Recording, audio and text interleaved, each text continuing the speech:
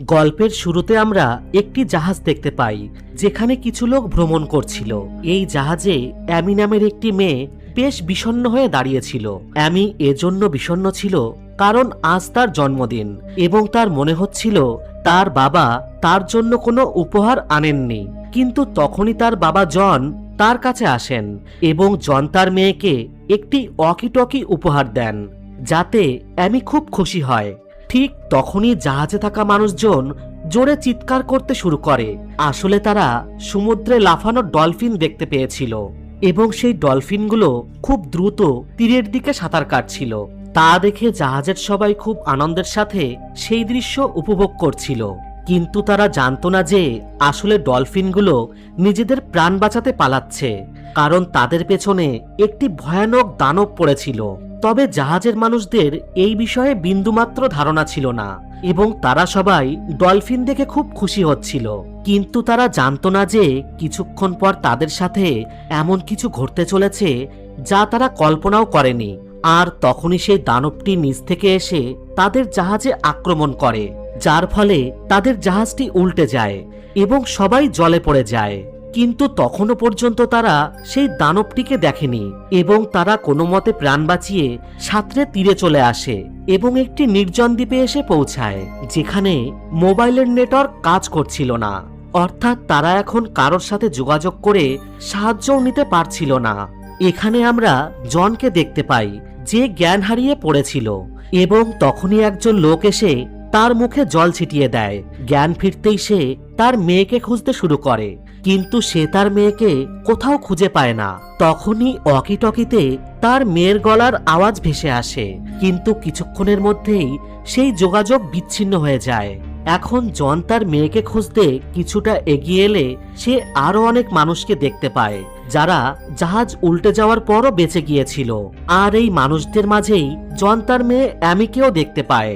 মেয়েকে জীবিত দেখে জন ভীষণ খুশি হয়। জন যখনই দৌড়িয়ে তার মেয়েকে কোলে তুলে নিতে চায়, তখন পাশ থেকে এক যাত্রী তাকে শক্ত করে চেপে ধরে সামনে তাকাতে বলে। আর সেখানে অন্য কিছু নয়, বরং সেই বিপজ্জনক রাক্ষসের সাপটি ছিল যেটি তাদের জাহাজটিকে উল্টে দিয়েছিল। সেই সাপটিকে দেখে সবার চোখ কপালে উঠে যায়, কারণ সেই সাপটি দেখতে খুবই ভয়ানক ছিল।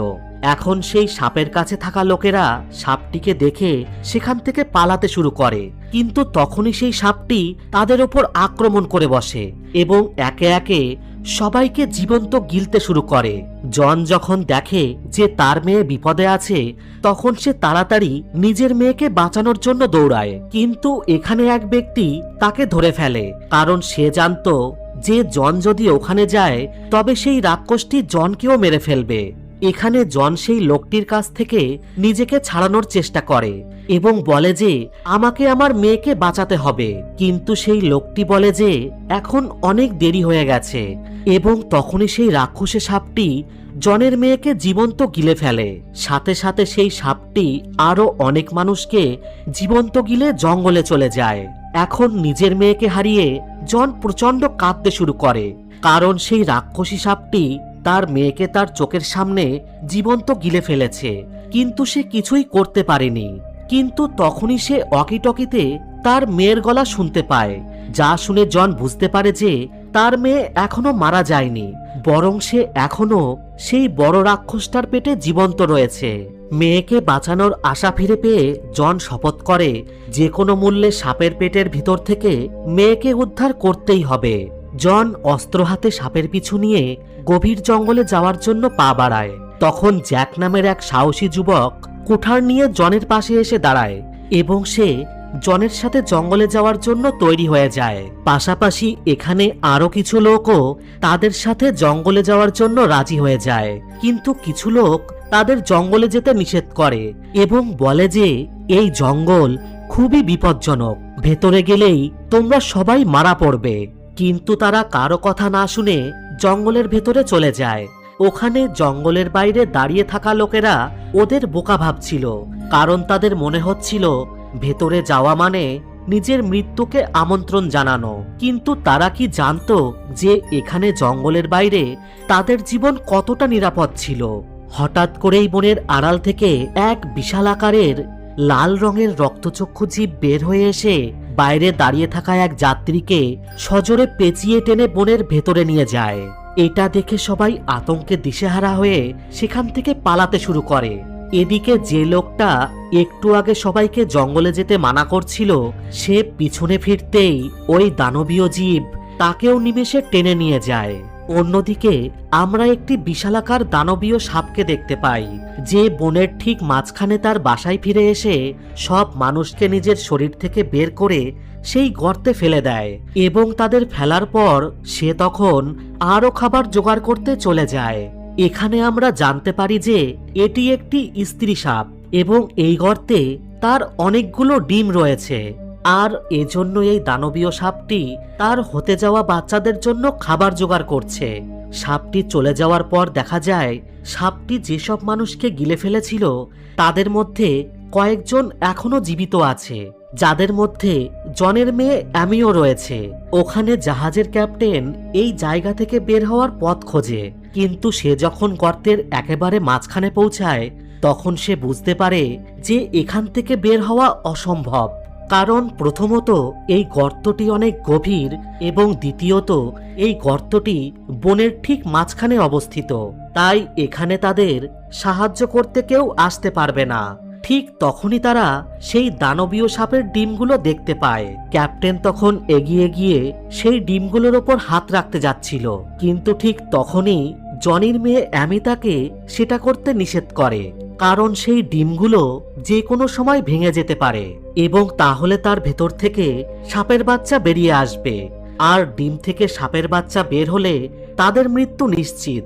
এ কথা শুনে সবাই খুব ভয় পেয়ে যায়, কিন্তু ইয়াং নামের একজন ব্যবসায়ী সবাইকে বোঝায় যে এই ডিমগুলো এখনো তাজা এবং এগুলোর ভিতর এখনো বাচ্চা তৈরি হয়নি, তাই আমরা যদি এই ডিমগুলোকে সময়ের আগেই ভেঙে দেই তবে সাপের বাচ্চা জন্ম নেওয়ার আগেই মারা যাবে এবং আমাদের জীবন বেঁচে যাবে। তাই সেই লোকটা একটা পাথর তুলে একটি ডিম ভেঙে দেয় এবং যেই ডিমটা ভেঙে যায় অমনি তার ভেতর থেকে সাপের একটি বাচ্চা বাইরে বেরিয়ে আসে, যা দেখে সবাই খুব ঘাবড়ে যায় এবং সবাই সেই ব্যবসায়ীর ওপর রাগ করতে শুরু করে, কারণ সেই ব্যবসায়ীর ভুল সিদ্ধান্ত সবার জীবন ঝুঁকিতে ফেলে দিয়েছে। সাপের বাচ্চাটিকে নিজেদের দিকে আসতে দেখে সবাই দৌড়িয়ে একটি বড় পাথরের পেছনে লুকিয়ে পড়ে, তবে সেই সাপের বাচ্চাটিও তাদেরকে খুঁজছিল এবং তখনই সেই সাপের নজর একটি মেয়ের ওপর পড়ে, যে মারাত্মকভাবে আহত ছিল এবং আহত হওয়ার কারণে সে পালাতে পারছিল না। এজন্য সেই সাপটি দ্রুত এসে মেয়েটিকে খেয়ে ফেলে। অন্যদিকে বনের মধ্যে জন ও জ্যাকের দল সাপের গর্ত খুঁজতে খুঁজতে একটি পুরনো পরিত্যক্ত কাচের ঘরের তৈরি ল্যাবরেটরিতে এসে পৌঁছায়। ভেতরে ঢুকেই তারা দেখে যে ওখানকার সব জিনিসপত্র যেখানে সেখানে ছড়িয়ে ছিটিয়ে রয়েছে এবং তখনই তারা একটি সৈনিকের কঙ্কাল দেখতে পায়, যা দেখে সবাই বেশ ঘাবড়ে যায়। এরপর তারা সেখানে দরকারি জিনিসপত্র খুঁজতে শুরু করে। সেখানে তারা প্রচুর কেমিক্যালের বোতল পায়, কিন্তু তারা কিছুই বুঝতে পারছিল না যে এই গভীর জঙ্গলের ভেতর এত কেমিক্যালের বোতল কেন আনা হয়েছিল। আর যখন তারা সামনের আলমারিটা খোলে তখন সেই আলমারিতে প্রচুর বই রাখা ছিল, যা পড়ে তারা জানতে পারে যে এই জায়গাটি কোনো কারখানা নয়, বরং একটি পরীক্ষামূলক ল্যাব ছিল এবং কোনো এক সময় এখানে পশু পাখিদের ওপর গবেষণা করা হতো। এর পাশাপাশি তারা পশু পাখিদের কিছু অদ্ভুত ছবি পায়, যা থেকে তারা জানতে পারে যে এখানে এই দ্বীপে মানুষ পশু পাখিদের ওপর গবেষণা করতে এসেছিল এবং তাদের পরীক্ষার কারণে এই পশুগুলো এত বড় এবং হিংস্র হয়ে উঠেছে। এই সব জিনিস দেখে তাদের ধারণা হয় যে এই দ্বীপটি খুবই বিপজ্জনক। এখানে প্রতিটা জিনিস, গাছপালা সবই জীবন্ত, তাই আমাদের বেশ সাবধানে থাকতে হবে। এরপর তারা সেই এক্সপেরিমেন্টাল ল্যাব থেকে বেরিয়ে বাইরের জঙ্গলে চলে আসে এবং জঙ্গলের একটি অংশে কিছুক্ষণ বিশ্রাম নেওয়ার কথা ভাবে। ওখানে জ্যাক যখন গাছের একটি কাঠ কাটে তখন সেখান থেকে কালো রঙের তরল বের হতে শুরু করে। এরই মধ্যে তাদের এক সঙ্গী সিগারেট জ্বালানোর জন্য দেশলাইয়ের কাঠি জ্বালায় এবং ভুলবশত তার হাত থেকে সেই কাঠিটি নিচে সেই কালো রঙের তরলের ওপরে গিয়ে পড়ে এবং সাথে সাথেই সেখানে আগুনের ফোয়ারা ছড়িয়ে পড়ে। এরপর তারা কোনো ক্রমে সেই আগুন নিভিয়ে ফেলে। আর তারা বুঝতে পারে যে গাছের কাঠ থেকে বের হওয়া এই কালো তরলটা খুবই বিপজ্জনক। তবে আগুন তো তারা নিভিয়ে ফেলেছিল, কিন্তু আগুন থেকে বের হওয়া ধোঁয়ার কারণে জনের মাথা ঘুরতে শুরু করে এবং জনের কিছুটা অদ্ভুত অনুভূতি হতে থাকে। এখানে জন দেখে যে তার সমস্ত সঙ্গী বেশ অদ্ভুত দৃষ্টিতে তার দিকে তাকিয়ে হাসছে। এছাড়া সে নিজের দিকে সেই দানবীয় সাপটিকে এগিয়ে আসতে দেখে এবং তার কানে তার মেয়ের কণ্ঠস্বর ভেসে আসে, যে তাকে বলছিল, ড্যাড, তুমি আমাকে বাঁচাতে পারলে না। আর তখনই হঠাৎ সেই বড় সাপটি তার সামনে এসে দাঁড়ায় এবং জনকে আষ্টে পৃষ্ঠে জড়িয়ে ধরে। জন সেই সাপের হাত থেকে নিজেকে বাঁচাতে চিৎকার করতে শুরু করে এবং সাপটি জনকে খেয়েই ফেলছিল।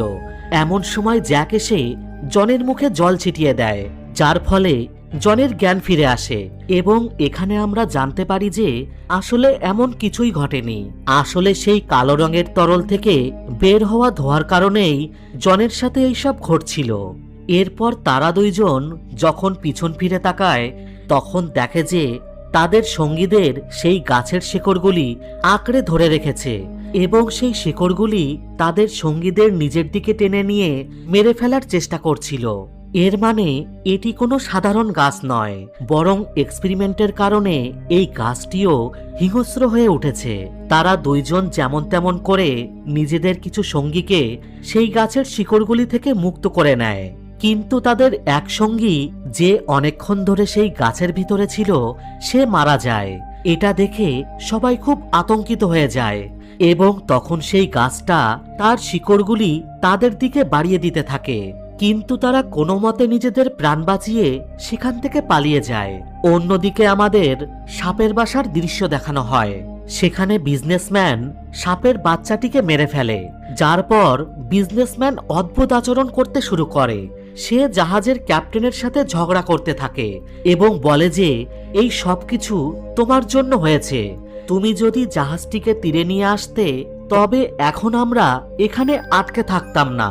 তাদের দুজনকে ঝগড়া করতে দেখে সেখানে সুশি নামের একটি মেয়ে তাদের ঝগড়া করা থেকে থামিয়ে দেয় এবং বলে যে ঝগড়া করে কিছু হবে না, আমাদের একসাথে মিলে এখান থেকে বের হওয়ার কোনো উপায় খুঁজতে হবে, তা না হলে আমরা সবাই মারা যাব। অন্যদিকে জন ও তার দল অনেকটা হাঁটার পর খুব ক্লান্ত হয়ে পড়ে।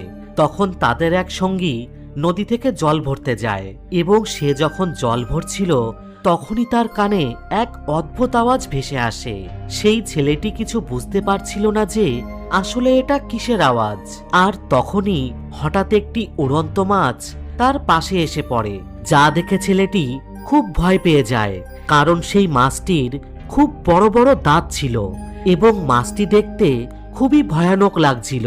এবং তখনই মাছটি ছেলেটির ওপর আক্রমণ করে বসে, কিন্তু ছেলেটি তাড়াতাড়ি মাছটিকে ধরে আবার নদীতে ছুঁড়ে ফেলে দেয় এবং দ্রুত জঙ্গলে তার বন্ধুদের দিকে দৌড়াতে থাকে, কারণ সেই ভয়ানক আওয়াজটি আরো জোরালো হয়ে উঠছিল, যা থেকে ছেলেটি বুঝতে পারে যে এখানে আরো ওই ধরনের বিপজ্জনক মাছ উড়ে আসছে। আর হয়ও তাই। কিছুক্ষণ পর অনেক মাছ ধোঁয়ার মধ্যে উড়তে উড়তে সেই ছেলেটির পিছু নিতে থাকে এবং সেই সাথে তাদের সংখ্যা আরো বাড়তে থাকে। মনে হচ্ছিল যেন মাছের বৃষ্টি হচ্ছে। তখন তারা বুঝতে পারে যে আমরা যদি এই মাছগুলোর সামনে থাকি তবে এরা আমাদের টুকরো টুকরো করে দেবে।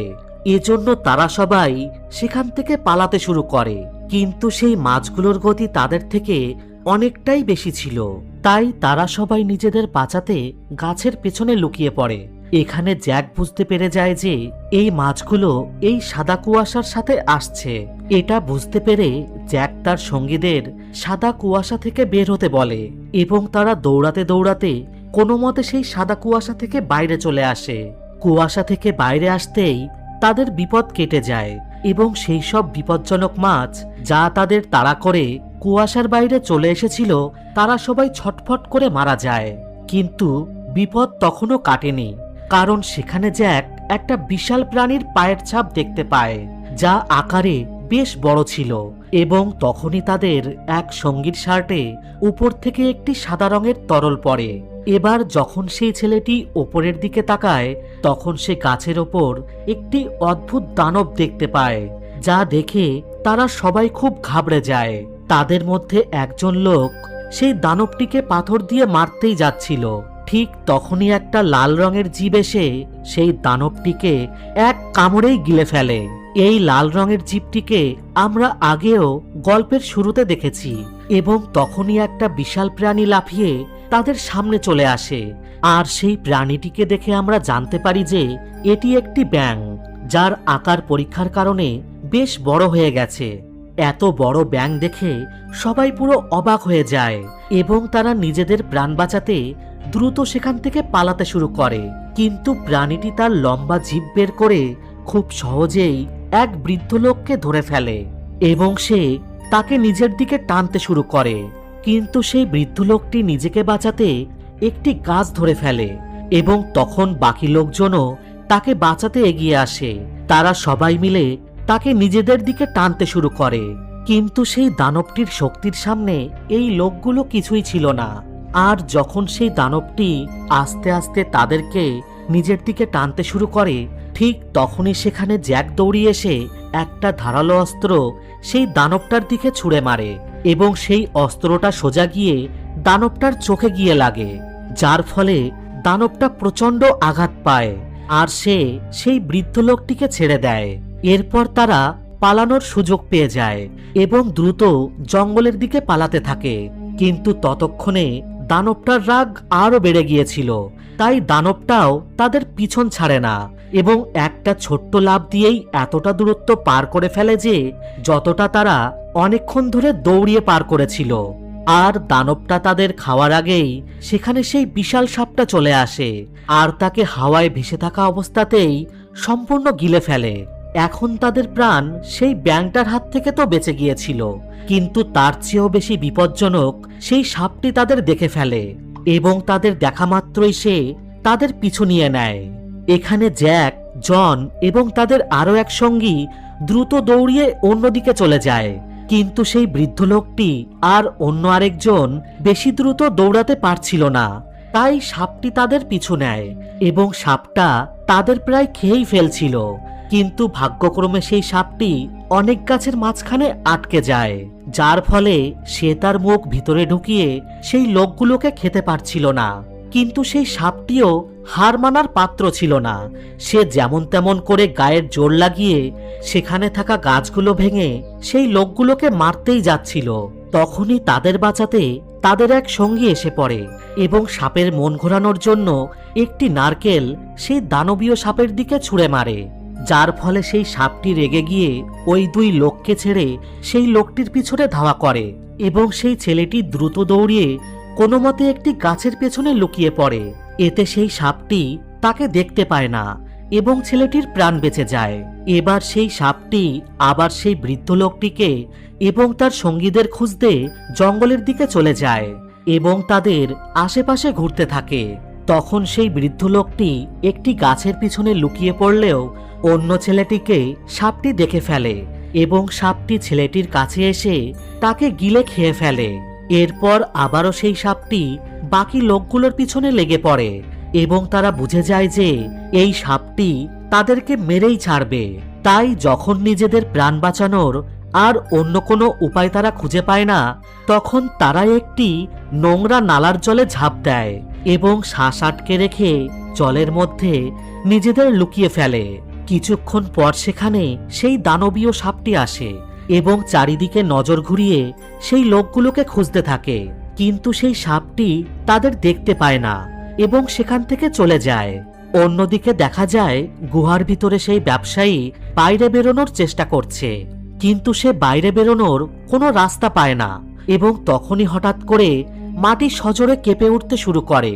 মাটির এই কম্পন দেখে তারা বুঝে যায় যে সেই দানবীয় সাপটি আসছে, তাই তারা শুয়ে পড়ে মরে যাওয়ার নাটক করতে শুরু করে যাতে সেই সাপটি তাদের মৃত বলে মনে করে, এবং হয়ও ঠিক তাই।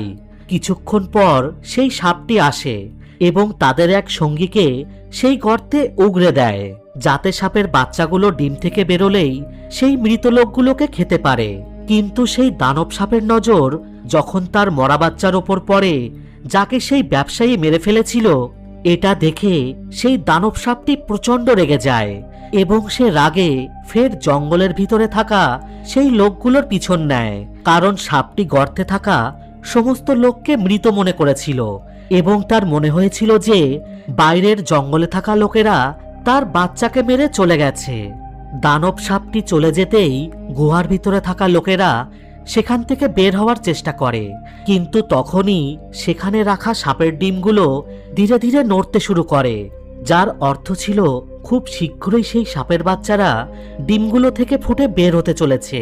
এটা দেখে সবাই খুব ভয় পেয়ে ডিমের পাশ থেকে পালিয়ে যায়, কিন্তু জনের মেয়ে অ্যামি পালায় না এবং ডিমগুলোর সামনে দাঁড়িয়ে থাকে। আর তখনই একটা ডিম ভেঙে তার ভেতর থেকে সাপের একটা বাচ্চা বাইরে বেরিয়ে আসে। এখানে অ্যামি চরম সাহসিকতার সাথে সেই সাপের কাছে গিয়ে তার মাথায় হাত রাখে এবং সাপের বাচ্চাটিকে বোঝানোর চেষ্টা করে যে সে কোনো খাবার নয়, বরং তার সঙ্গী। এখানে সাপের বাচ্চাটিও অ্যামিকে কিছুই বলে না এবং তাকে নিজের মা বলে ভাবতে শুরু করে। আসলে জনের মেয়ে অ্যামি বইয়ে পড়েছিল যে সদ্যজাত সাপের বাচ্চা যদি নিজের পাশে তার মাকে না পায়, তবে যে জীবন্ত জিনিসটি তার কাছে থাকে সাপের বাচ্চাটি তাকেই নিজের মা মনে করতে শুরু করে। এরপর সেই সাপটি বাকি লোকদের দিকে এগোতে থাকে এবং তাদের মধ্যে একজনকে ধরে মেরে ফেলে। এখানে সেই ব্যবসায়ী নিজের সঙ্গীকে বাঁচানোর বদলে কোনো মতে সেই গর্ত থেকে বাইরে বেরিয়ে আসতে সফল হয়। বাইরে আসার পর গর্তের নিচ থেকে তার সঙ্গীরা তাকে সাহায্যের জন্য ডাকে, কিন্তু সেই ব্যবসায়ী খুব স্বার্থপর মানুষ ছিল।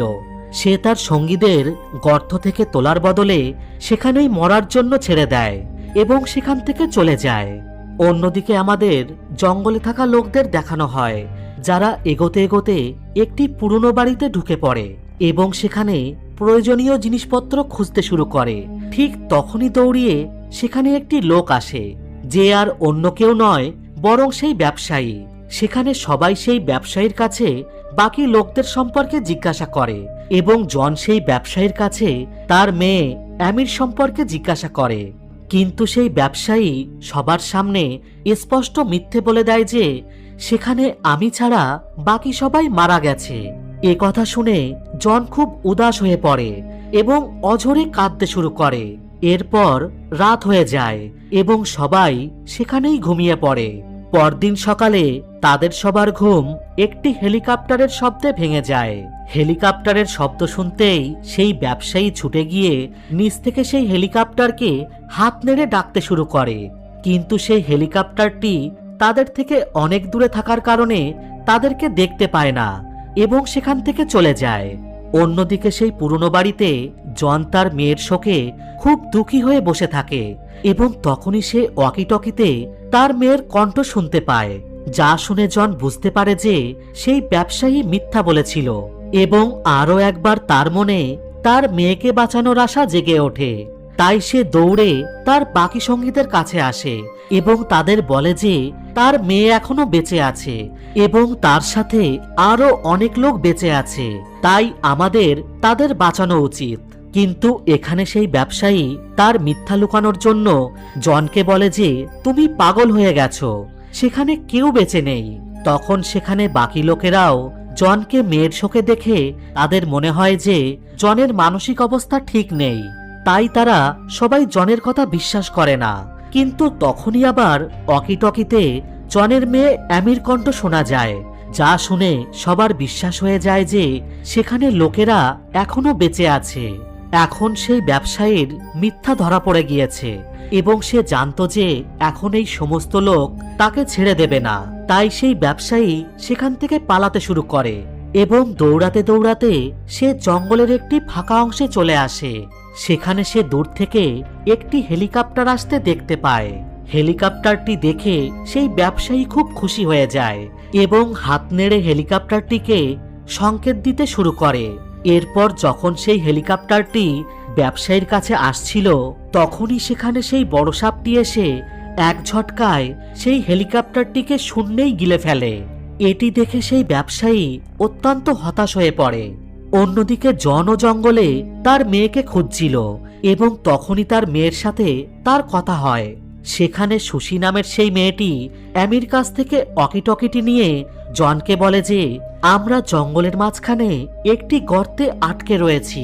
এটি জানা মাত্রই জন সেই গর্তটি খুঁজতে শুরু করে। পাশাপাশি অকিটকির পরিষ্কার কণ্ঠস্বর শুনে সে বুঝতে পারে যে তার মেয়ে এখানেই আশেপাশে কোথাও আছে। অন্যদিকে অ্যামিকে দেখা যায়, যার সাথে সুশি নামের সেই অন্য মেয়েটিও আটকে ছিল। এখন সেখানে সমস্ত ডিম থেকে সাপের বাচ্চাগুলো বাইরে বেরিয়ে এসেছে এবং তারা এই দুটি মেয়ের দিকে এগোতে শুরু করে। যখন সমস্ত সাপ মিলে অ্যামি আর সুশিকে খেয়ে ফেলতে যাচ্ছিল, তখন সেই সাপটি যেটি সবার আগে বেরিয়েছিল সে সমস্ত সাপের সামনে এসে তাদের থামিয়ে দেয়। কারণ ডিম থেকে আগে বেরোনোর সাপটির মনে হচ্ছিল অ্যামিই তাদের মা। আর তখনই অ্যামি তার বাবার গলার আওয়াজ শুনতে পায়। বাবার কণ্ঠস্বর শুনে অ্যামি জোরালো গলায় জনকে ডাকতে শুরু করে, যা জন শুনতে পেয়ে যায় এবং আওয়াজ অনুসরণ করে জন সেই গর্তটি খুঁজে পায়। নিজের মেয়েকে সুস্থ অবস্থায় দেখে জন খুব খুশি হয়, কিন্তু এই আনন্দ অল্প সময়ের জন্যই ছিল। কারণ তখন নিচে অনেক সাপের বাচ্চা তার মেয়ের দিকে এগোতে শুরু করেছিল। এটা দেখে জন দ্রুত একটি গাছের শিকড় ভেঙে নিচে গর্তে ফেলে এবং আস্তে আস্তে সে তাদের ওপরে তুলতে শুরু করে। কিন্তু তখনই সেখানে সেই বিশাল সাপটিও চলে আসে এবং সাপটি ভীষণ রেগেছিল। কিন্তু সেই সাপটি জনকে মেরে ফেলার আগেই তাদের এক সঙ্গী এসে একটি ধারালো অস্ত্র দিয়ে সেই সাপের চোখে আঘাত করে, যার ফলে সাপটি যন্ত্রণায় ছটফট করতে শুরু করে। জনও সময় নষ্ট না করে তার পুরো শক্তি দিয়ে গর্তে আটকে থাকা তার মেয়ে অ্যামি আর সুশিকে বাইরে বের করার চেষ্টা করে। কিন্তু জন একাই ছিল, তার পক্ষে একসঙ্গে দুটি মেয়েকে গর্ত থেকে বের করা বেশ কঠিন হচ্ছিল। আর ততক্ষণে সাপের বাচ্চারাও ওই দুটি মেয়ের খুব কাছে চলে এসেছিল। এখন যদি এই দুটি মেয়েকে তাড়াতাড়ি গর্ত থেকে বের করা না হয়, তবে সাপের বাচ্চারা তাদের খেয়ে ফেলবে। আর তখনই জাহাজের ক্যাপ্টেন নিজের জীবনের তোয়াক্কা না করে মেয়ে দুটিকে ওপরের দিকে তুলতে সাহায্য করে। আর অবশেষে জাহাজের ক্যাপ্টেন এই দুটি মেয়েকে ওপরে তুলতে সফল তো হয়, কিন্তু সে তার জীবনটা বলিদান দেয় এবং সমস্ত সাপগুলো তাকে মেরে খেয়ে ফেলে। জন নিজের মেয়েকে দেখে খুব খুশি হয় এবং তারা যখনই সেখান থেকে চলে যাচ্ছিল, তখনই সেই সাপটি আবার তাদের দিকে এগোতে শুরু করে, যা দেখে তারা জঙ্গলের বাইরের দিকে দৌড়াতে থাকে। অন্যদিকে সেই ব্যবসায়ীটাকে দেখা যায়, যে জঙ্গলে দৌড়াতে দৌড়াতে সেখান থেকে বেরোনোর পথ খুঁজছিল, কিন্তু হঠাৎ করে তার পা পিছলে যায় এবং সে সোজা আবার সেই সাপের গর্তেই পড়ে যায়, যেটা থেকে সে বহু কষ্ট করে বের হয়েছিল। আর সেখানে সাপের সমস্ত বাচ্চারা তাকে জড়িয়ে ধরে মেরে ফেলে। অন্যদিকে আমরা বাকি সবাইকে দেখি, যারা সাপের হাত থেকে বাঁচতে দ্রুত জঙ্গলের দিকে দৌড়াচ্ছিল, কিন্তু সেই সাপটি কিছুতেই তাদের পিছু ছাড়ছিল না। তাই জ্যাক সবাইকে বোঝায় যে যদি আমাদের নিজেদের প্রাণ বাঁচাতে হয়, তবে আমাদের সবাইকে আলাদা আলাদা হয়ে এখান থেকে পালাতে হবে, আর তা না হলে আমরা সবাই মারা যাব। জ্যাকের কথা সবার ঠিক মনে হয়, তাই সবাই আলাদা আলাদা হয়ে জঙ্গলের দিকে পালাতে শুরু করে। কিন্তু জনের মেয়ে অ্যামি ভুল দিকে চলে যায়। অ্যামি সোজা সেই দিকে চলে যায় যেখান থেকে ওই দানবীয় সাপটি আসছিল। তাই জ্যাক তাকে চেঁচিয়ে চেঁচিয়ে সেখান থেকে অন্যদিকে পালিয়ে যেতে বলে, কিন্তু ততক্ষণে অনেক দেরি হয়ে গিয়েছিল এবং সেই সাপটি পিছন থেকে এসে আবার অ্যামিকে খেয়ে ফেলে। এটা দেখে জন ভীষণ রেগে যায় এবং সে নিজের জীবনের পরোয়া না করে সেই বিশাল সাপটির সাথে একাই লড়াই করতে দৌড়ায়, কারণ তার মেয়ে অ্যামি ছাড়া এই পৃথিবীতে জনের আর কেউ বেঁচে ছিল না। তাই সে সেই সাপের সাথে লড়াই করতে তার কাছে চলে যায়। এদিকে যখন সেই সাপটি জনকে খেতে যাবে, এমন সময় জ্যাক হাতে একটি জ্বলন্ত কাঠ নিয়ে সেখানে চলে আসে। জ্যাক বুঝতে পারে যে এই সাপটিকে যদি না মারা যায়, তবে এটি আমাদের এই জঙ্গল থেকে জীবিত যেতে দেবে না। তখন জ্যাকের মাথায় একটি বুদ্ধি আসে এবং সে তার হাতের জ্বলন্ত কাঠটি নেড়ে সাপটিকে নিজের পেছনে তাড়া করিয়ে নেয়। জ্যাক দ্রুত দৌড়িয়ে জঙ্গলের সেই অংশে চলে যায় যেখানে সেই কালো বিপজ্জনক তরলটি পড়েছিল, এবং যেইমাত্র সেই দৈত্যকার সাপটি সেই কালো রঙের তরলের কাছে আসে তখন জ্যাক তার হাতের জ্বলন্ত কাঠটি সেই তরলের মধ্যে ছুঁড়ে ফেলে, যার ফলে সেখানে আগুন জ্বলে ওঠে এবং সেই সাপের পুরো শরীরে আগুন ধরে যায়, যাতে সে ছটফট করতে থাকে এবং সেখান থেকে সাপটি নিজেকে বাঁচানোর জন্য জঙ্গল থেকে আবার বাইরে চলে আসে। কিন্তু ততক্ষণে তার পুরো শরীর পুড়ে গিয়েছিল এবং দেখতে দেখতে অবশেষে সেই সাপটি মারা যায়। তখন সেখানে সবাই মিলে সেই দৈত্যকার সাপের মুখ খুলে ভেতর থেকে জনের মেয়ে অ্যামিকে বাইরে বের করে আনে, কিন্তু জনের মেয়ে তখন আর কোনো সাড়া দিচ্ছিল না। তা দেখে সবার মনে হলো যে জনের মেয়ে আর বেঁচে নেই, কিন্তু জন তা মানতে প্রস্তুত ছিল না এবং সে যেমন করে হোক তার মেয়েকে জ্ঞান ফেরানোর চেষ্টা করে এবং তখনই অ্যামির জ্ঞান ফিরে আসে, যা দেখে জন খুব খুশি হয়ে যায় এবং এরই সাথে এই গল্পটি শেষ হয়ে যায়। বন্ধুরা, যদি আপনাদের এই ভিডিওটা ভালো লেগে থাকে তবে আমাদের চ্যানেলটিকে সাবস্ক্রাইব এবং ভিডিওটিকে একটি লাইক অবশ্যই করবেন।